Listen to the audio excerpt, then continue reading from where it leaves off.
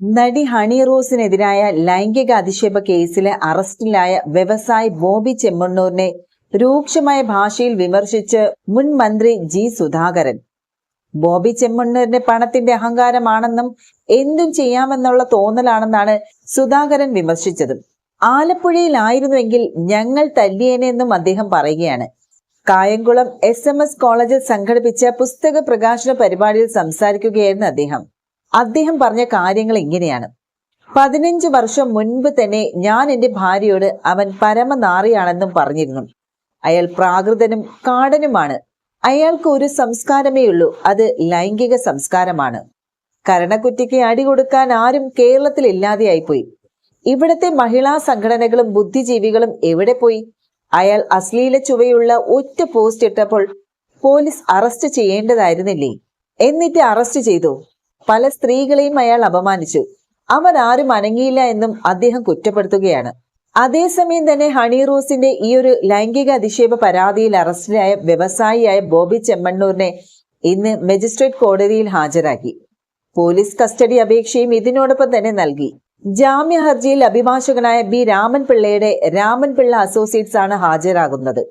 ഇപ്പോഴും താൻ കുറ്റം ചെയ്തിട്ടില്ല എന്നാണ് അദ്ദേഹം പറയുന്നത്. പരാമർശങ്ങൾ ദുരുദ്ദേശപരമായിരുന്നില്ല എന്നും പോലീസിന്റെ ചോദ്യം ചെയ്യലിൽ തന്നെ ബോബി പറയുകയാണ്. ഇന്റർവ്യൂകളിലടക്കം പങ്കുവച്ച പുരാണത്തിലെ കാര്യങ്ങളാണെന്നും അശ്ലീല പദപ്രയോഗങ്ങളൊന്നുമില്ല എന്നും തെറ്റിദ്ധാരണ മാത്രമാണ് എന്നായിരുന്നു അദ്ദേഹം പോലീസിനോട് പറഞ്ഞത്. എന്തായാലും ബോബി ചെമ്മണ്ണൂരിൽ നിന്ന് കസ്റ്റഡിയിലെത്ത അദ്ദേഹത്തിന്റെ മൊബൈൽ ഫോണുകൾ പോലീസ് ഇന്ന് കോടതിയിൽ ഹാജരാക്കി.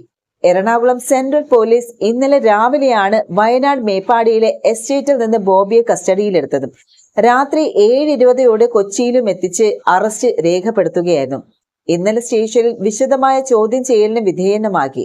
വയനാട് മേപ്പാടി കള്ളാടിക്കടുത്തുള്ള ബോച്ചെ 1000 ഏക്കർ എസ്റ്റേറ്റിന്റെ പുറത്തേക്ക് വരുമ്പോഴായിരുന്നു ഈ ബോബി ചെമ്മണ്ണൂരിന്റെ വാഹനം വളഞ്ഞ് എറണാകുളം സെൻട്രൽ പോലീസും വയനാട് SP പ്രത്യേക സംഘവും ചേർന്നായിരുന്നു കസ്റ്റഡിയിലെടുത്തത്. തുടർന്ന് പുത്തൂർ വയൽ AR ക്യാമ്പിൽ എത്തിച്ച ശേഷം കൊച്ചിയിലേക്കും പുറപ്പെട്ടു. സെൻട്രൽ പോലീസ് സ്റ്റേഷനിൽ എത്തിച്ച ഇയാളെ വിശദമായി തന്നെ ചോദ്യം ചെയ്ത് വൈദ്യപരിശോധനയ്ക്ക് ശേഷമാണ് അറസ്റ്റും രേഖപ്പെടുത്തിയത്. ചൊവ്വാഴ്ച ഹണി റോസ് നൽകിയ പരാതിയുടെ അടിസ്ഥാനത്തിലാണ് ബോബി ചെമ്മണ്ണൂരിനെതിരെ കേസെടുത്തത്. സ്ത്രീത്വത്തെ അപമാനിച്ചതിന് ഭാരതീയ ന്യായ സംഹിതയിലെ 75-ാം വകുപ്പ് ഇലക്ട്രോണിക് മാധ്യമത്തിലൂടെ അശ്ലീല പരാമർശം നടത്തുന്നതിന് IT ആക്ടിലെ 67-ാം വകുപ്പ് എന്നിവ പ്രകാരമായിരുന്നു കേസെടുത്തത്. തുടർന്ന് ബോബി വയനാട്ടിലുണ്ട് എന്നുള്ള മനസ്സിലാക്കിയാണ് ഈ ഉദ്യോഗസ്ഥർ ചൊവ്വാഴ്ച രാത്രി തന്നെ അവിടേക്ക് തിരിച്ചത്. ഇതിനിടെ തന്നെ ഹണി റോസ് മുഖ്യമന്ത്രിയായ പിണറായി വിജയനോടും പരാതിയെ സംബന്ധിച്ച് സംസാരിച്ചിരുന്നു. മുൻകൂർ ജാമ്യാപേക്ഷയ്ക്കും ഒളിവിൽ പോകാനും അവസരം ലഭിക്കാതിരിക്കാനാണ് അതിവേഗത്തിലായിരുന്നു ഈ ഒരു പോലീസിന്റെ നടപടികൾ. പ്രത്യേക അന്വേഷണ സംഘത്തലവനായ സെൻട്രൽ ACPK ജയകുമാറും SHO അനീഷ് ജോയ് തുടങ്ങിയവരുടെ നേതൃത്വത്തിലായിരുന്നു പ്രാഥമിക ചോദ്യം ചെയ്യലും നടന്നു വന്നത്. ബോച്ചയുടെ ഫോൺ കസ്റ്റഡിയിലും എടുത്തിട്ടുണ്ടായിരുന്നു. അതുപോലെ തന്നെ ഹണി റോസിന്റെ മൊഴിയും പോലീസ് രേഖപ്പെടുത്തുകയുണ്ടായി. Ernakulam first class judicial magistrate മുൻപാകെയാണ് 2 മണിക്കൂറോളം രഹസ്യമൊഴി നൽകിയിട്ടുള്ളത്. ഇതിൽ നിർണായക വിവരങ്ങൾ ഉണ്ടെങ്കിൽ ബോബിക്കെതിരെ കൂടുതൽ വകുപ്പുകൾ ചുമത്തിയേക്കുമെന്നാണ് അറിയാൻ സാധിക്കുന്നത്.